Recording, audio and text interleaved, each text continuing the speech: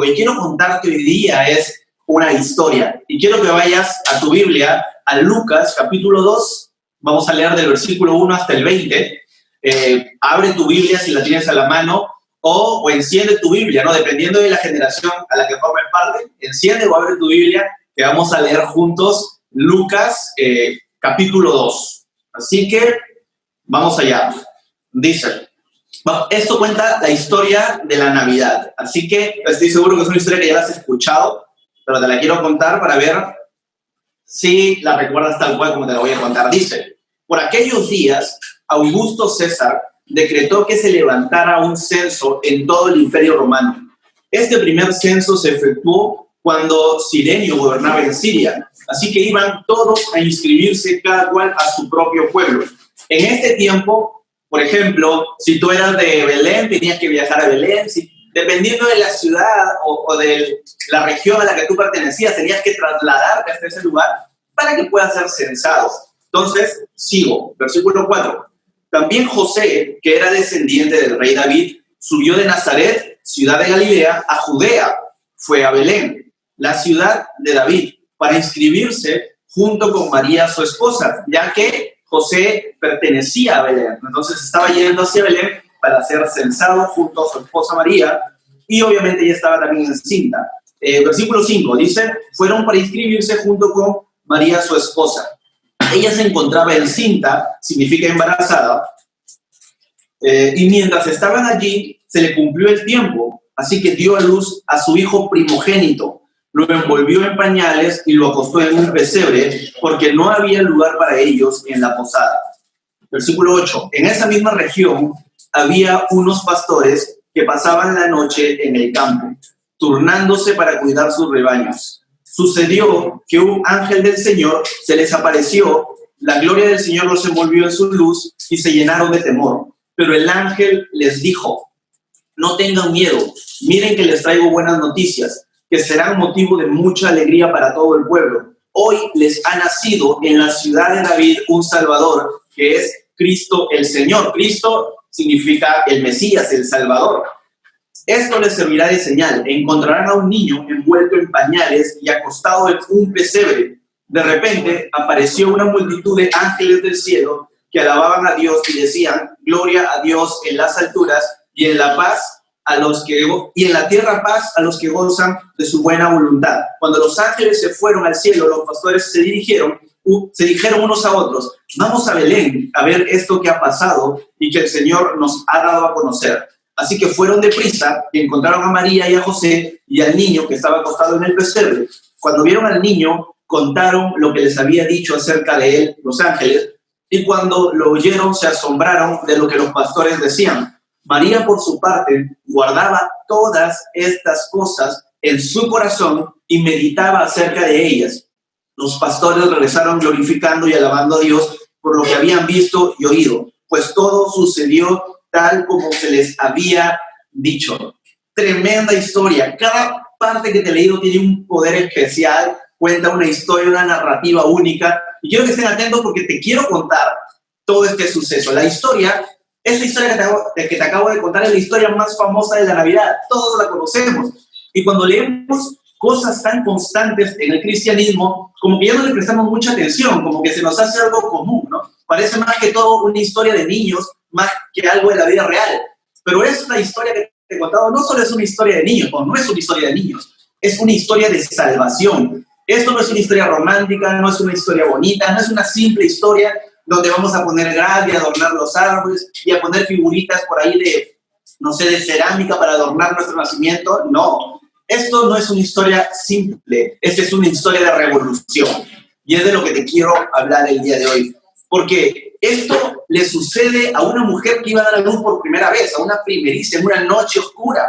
¿Te imaginas? Si tú has tenido niños alguna vez, si ya has dado a luz, recuerda cómo fue el primer parto de tu primer hijo, ¿no? Estoy seguro que fue de repente con mucho miedo, muchas cosas sentías.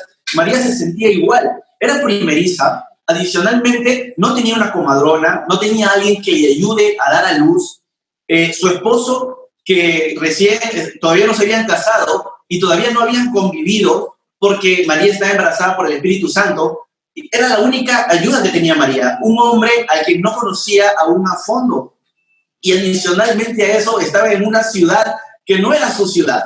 No sé si te ha pasado eso, pero yo recuerdo, una vez estaba viajando en un bus y me quedé dormido y yo tenía que bajar en una ciudad, pero me pasé 3 horas y bajé en otra ciudad porque era el último paradero, y cuando bajé era oscuro, era como las 12 de la noche, no conocía a nadie, me moría de miedo porque no sabía dónde quedarme. Imagínate, María, estar en un lugar que no conoce y no encontrar dónde quedarse. Qué sensación tan terrible la que se pudo estar pasando en ese momento. Y encima, para que se compliquen las cosas, llega el momento del parto. Justo en esa situación súper complicada, le toca dar a luz. Y nos cuenta la historia que dio a luz y no fue nada bonito lo que pasó, ¿sí? Si bien nosotros conocemos la historia y cantamos villancicos desde muy pequeños al respecto, pareciera que fuera algo bonito, pero no fue nada bonito. Al contrario, fue algo intenso, ¿sí? El nacimiento de Jesús fue intenso. Y nosotros escuchamos ya desde que somos pequeños canciones que cuentan de eso, a tal punto de que ya se nos ha hecho familiar, hemos familiarizado todo este suceso. Pero quiero que recuerdes que en la familiaridad siempre nos va a robar lo asombroso, el asombro. Entonces, quiero contarte el día de hoy la historia de la Navidad, pero desde la perspectiva de los pastores, ¿sí? Los pastores que aparecieron en la historia. Y toda esta historia que te voy a contar, de verdad que es algo asombroso, que quiero que vayamos juntos a conocer de esto. ¿Cómo ocurre toda esta historia de la Navidad? Cada vez que yo recuerdo, cada vez que llegamos a estas fechas, se me viene a la mente Navidad y los pensamientos y las historias que hay sobre Navidad. Pero es increíble, siempre se me viene la pregunta, Señor, ¿cómo esto se te pudo salir de las manos? ¿Por qué no pudo salir bien? Es lo que me pregunto. La llegada del Mesías se planeó desde la fundación del mundo, se planeó desde la creación de Adán y Eva, ya se sabía desde que Adán y Eva fueron expulsados del paraíso. Dios sabía que necesitábamos al Mesías para darle salvación a las personas. Se sabía hace mucho tiempo sobre la llegada del Mesías. Y mi pregunta siempre es, ¿por qué todo estuvo tan mal organizado, entre comillas? ¿Por qué María tuvo que dar a luz en un establo? ¿Por qué no encontraron un lugar donde hospedarse? ¿Por qué Jesús, siendo el Rey de Reyes, no nació en un imperio, o no nació en un palacio, o no nació en el templo? ¿Por qué fue en un establo? Y no es que todo esto sea un error, siempre lo respondo en mi mente, no es que esto sea un error, sino que si leemos la Biblia detenidamente, muy de cerca, podemos darnos cuenta que todo es parte de un plan perfecto. Y este plan perfecto de la Navidad, que si nos damos cuenta cuando lees la Biblia, que cada gesto, que cada paso, que cada minuto tiene un sentido eterno en la historia del mundo, tiene un sentido que pesa mucho, tiene un peso, una autoridad muy importante de lo que es la Navidad. Y eso es de lo que te quiero hablar hoy día. Amigo, amiga que me estás escuchando, ¿estás preparado para saber qué es la Navidad? Estoy feliz de poder contártelo. La Biblia nos profetiza hace mucho tiempo dónde iba a ser el lugar donde Jesús iba a nacer. Si tienes tu Biblia, lo puedes encontrar en Miqueas 5, del 2 al 4. Miqueas dice, pero de ti, Belén, Efrata, pequeña entre los clanes de Judá, saldrá el que gobernará a Israel. Sus orígenes se remontan hasta la antigüedad, hasta tiempos inmemoriales. Por eso Dios los entregará al enemigo hasta que tenga su hijo, la que va a ser madre, y se vuelva junto al pueblo de Israel el resto de sus hermanos. Pero surgirá uno para pastorearlos con el poder del Señor, con la majestad del nombre del Señor, tu Dios. ¿Sí? Entonces Miqueas ya nos profetizó que iban a ser un salvador de una mujer virgen, que este niño iba a ser el salvador de su pueblo, y nos dice que Jesús iba a nacer en Belén. Pero ¿tú sabes lo que significa esto? Te lo explico. Belén, el lugar que Dios escogió para que el Salvador viniera a este mundo, era un lugar muy especial para todo el pueblo de Israel. En Israel se acostumbraba, la mayoría de profesiones en ese entonces era ser pastor. La mayoría era pastor, y no un pastor que fundaba iglesias, sino eran pastores porque ordeñaban, porque trabajaban con ovejas, porque trabajaban con corderos, porque ese era el trabajo, la profesión más común. ¿Por qué? Porque era muy remunerable, ¿sí? Una oveja que te da lana, que vale mucho, te da leche, te da carne, los alimentos. Entonces, había mucho ganancia de esta profesión. Entonces, la mayoría de gente era pastor. Pero había un lugar especial. No todos los que eran pastor ofrecían los corderos al templo de Dios, al pueblo de Israel. En Israel lo que se hacía mucho era que le daban ofrendas a Dios con corderos, con ovejas, corderos especialmente, pero para que ese cordero cumpla los requisitos que se necesitaban, era un animal esencial para todo Israel, pero tenía que cumplir ciertos estándares. Y los únicos calificados para que las ovejas y corderos cumplan esos estándares, era el pueblo de Belén. ¿Sabías eso? Solo Belén podía proveer de corderos a todo Israel. Solo de allí. ¿Te parece como alguna coincidencia? ¿Por qué Jesús tuvo que nacer en Belén? No fue casualidad. Todo tuvo un diseño detrás. Entonces es importante entender esto. Cualquier persona no podía ser un pastor de ovejas en Belén. Tenían que ser personas entrenadas sacerdotalmente para que ellos se encarguen de las ovejas. No cualquier persona, porque los pastores normalmente son bruscos, corren, jalan a sus ovejas, siempre son muy rudos. Pero las personas, los pastores sacerdotales que cuiden estas ovejas tenían un entrenamiento especial, porque eran las ovejas que iban al templo de Dios. Entonces, los pastores tenían que ser pastores calificados para esta función. Entonces, algo adicional que quiero contarte es que los corderos que iban al templo tenían que ser perfectos. No tenían que tener rasguños, no tenían que tener manchas, no tenían que tener deformidades, no tenía que haber ninguna imperfección en ellos, porque si no eran rechazados para el sacrificio a Dios. Tenían que ser perfectos. Entonces, lo que los pastores hacían era... la mayoría de pastores en todo Israel pastoreaban en ciertas épocas del año, pero los pastores de Belén tenían que pastorear todo el año. Si tú ibas a Belén, encontrabas pastores pastoreando sus ovejas todo el año. ¿Por qué? Porque tenían que esas ovejas ser cuidadas especialmente, ¿sí? En Israel, lo que se tendía a hacer es que todos los días se sacrificaban 2 corderos, uno de mañana y uno de tarde. Y si nos damos cuenta en la historia, el primer cordero se sacrifica cuando Jesús es crucificado, cuando Jesús es arrestado para ir a ser crucificado, y el segundo cordero se sacrificaba cuando Jesús entrega el Espíritu a Dios. Entonces, todos estos sacrificios tenían un porqué y tenían un tiempo exacto. Adicionalmente a los sacrificios que había en el pueblo, que era diario, había sacrificios que eran por Pascua. Y en Pascua, cada familia tenía que llevar un cordero para ser sacrificado. Y se aproxima que aproximadamente se sacrificaban en Pascua 250,000 corderos, y más de 600 corderos se sacrificaban todos los días para cumplir lo que se requería para el sacrificio para Dios. Entonces, un primer punto del cual yo te quiero hablar es que para sacrificar estos corderos había un lugar especial, en una torre, que era la torre de vigilia, ¿no? De vigilancia, la torre de los pastores, que era donde si un cordero tenía que dar a luz, se llevaba a esa torre.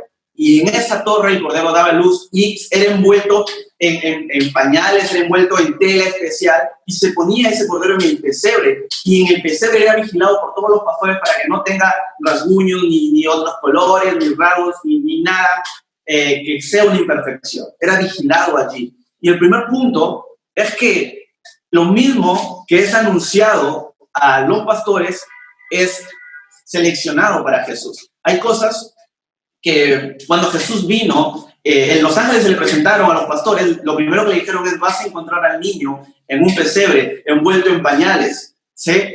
Tal cual como era el requisito que era con los corderos. Lo mismo vino a cumplir Jesús, vino a cumplir con todos los requisitos estipulados por la ley. Entonces, hay cosas que en esta Navidad vamos a tener que dejar atrás.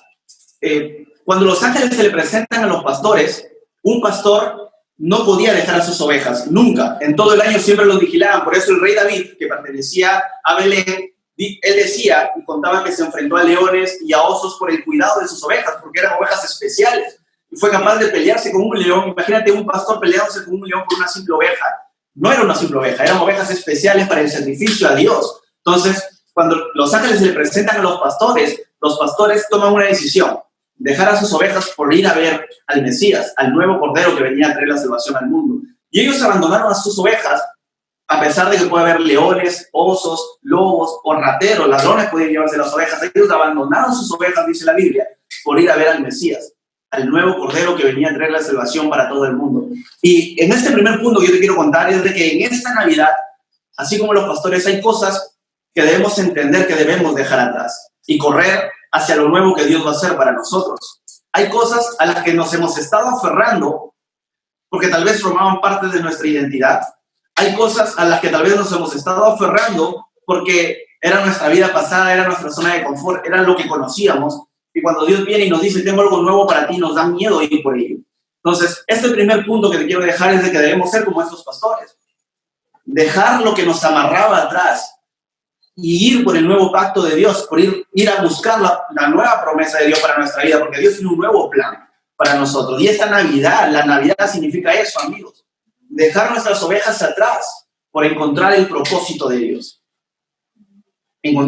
Dios tiene un gran propósito para ti y encontrar ese propósito para tu vida es increíble y lo encontramos en Dios, en la palabra de Dios. Y quiero dejarte un segundo punto, ya para terminar, y es que Cristo nació envuelto en telas, ¿sí? Y cuando los pastores llegaron a verlo, lo observaron como si él fuera esta oveja, este cordero que va a ser llevado al matadero. Y cuando los pastores llegaron a ver a Jesús, buscaron en todo el lugar, porque estaba en el pesebre, y ellos buscaron en todo el lugar porque siempre cuando se iba a ofrecer un cordero, no solo había uno, siempre había dos, porque si uno fallaba y presentaba alguna imperfección, el otro era tomado para el sacrificio. Entonces, cuando los pastores llegaron a ver a Jesús, ellos empezaron a buscar por otro lado. ¿Habrá otro niño? ¿Habrá otro cordero? No puede ser que solo haya un cordero, un niño delante de nosotros, debe haber otro. Y cuando buscaron por todos lados y no encontraron nada y se dieron cuenta que solo Jesús estaba en ese pesebre, entendieron de que solo hay un Dios que cubre toda necesidad y que con el sacrificio de Jesús todas nuestras faltas iban a ser justificadas, todos nuestros pecados iban a ser limpiados. Y si antes había condenación, con el sacrificio de Jesús ya no iba a haber condenación. Y es importante, amigos, entender de que no debemos tener nuestra mirada en otro lado. No se trata de una mano en Jesús y otra mano en el dinero, porque el dinero me va a ayudar. O no se trata de que mi mano derecha está en Jesús y mi otra mano está buscando a gente que me ayude a salir adelante. De que mi solución no es Jesús, sino mi solución es la política me va a ayudar a salir adelante. Y no, amigos. Nuestro único sendero, nuestro único Salvador, nuestro único Dios, que es un Dios real, poderoso, listo para salvarnos, es solo uno. No existe un plan B.